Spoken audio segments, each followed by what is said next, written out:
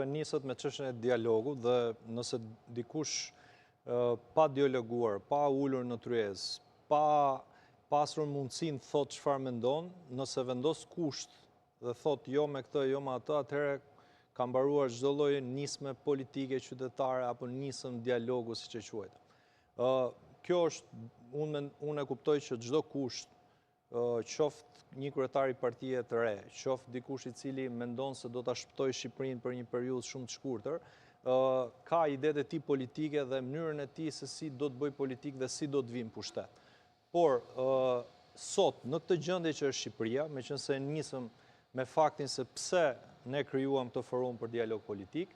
unë mendoj që kemi një defekt shumë të madh si Shqipëri, si shqiptar. Mungon dhe vuajnë për demokraci. Dhe çdo ditë e më tepër nga pushteti apo qoftë nga politikanë caktuar, po kryesisht nga kjo mazhorancë e cila ka të gjithë mekanizmat, po e çon vendin në një lloj tiranie të ngjashme me vendet e lindjes. Çfarë do të thotë kjo? Nëse arrim dhe nuk realizojmë dot zgjedhje të lira dhe të ndershme,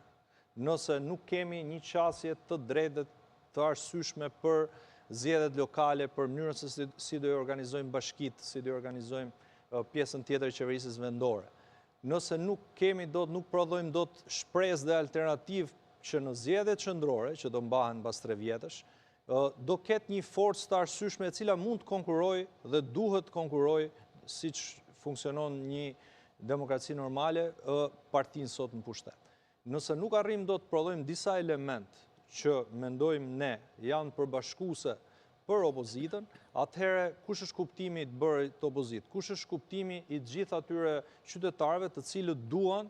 një alternativë, duan të angazhohen politikisht, duan të japin një mesazh shprese së pari njerëzve të tyre të afërt, por dhe të gjithë atyre opozitarëve të cilët mendojnë ndryshe nga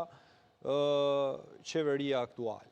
Për më tepër që Shqipëria është zhytur në një situatë kaotike, mendojmë ne. Jemi para akuzave shumë të rënda penale të ngritura ndaj anëtarëve të qeverisë, zënës kryeministja, ministra të tjerë, deputet, kryetar bashkisë. Nuk e di se sa është numri i kryetarëve të bashkisë, të cilët janë marrë pandehur apo janë dënuar nga gjykata posaçme. Dhe si përkthehet kjo për opozitën, çfarë ndodh me qytetarin, kush është ai qytetar mendoj në Republikën e Shqipërisë që e pranon këtë korrupsion që po ndodh, kush janë alternativat që jep opozita sot, është vetëm emrat, pra thot nuk e dua këtë, nuk e dua atë, pra opozita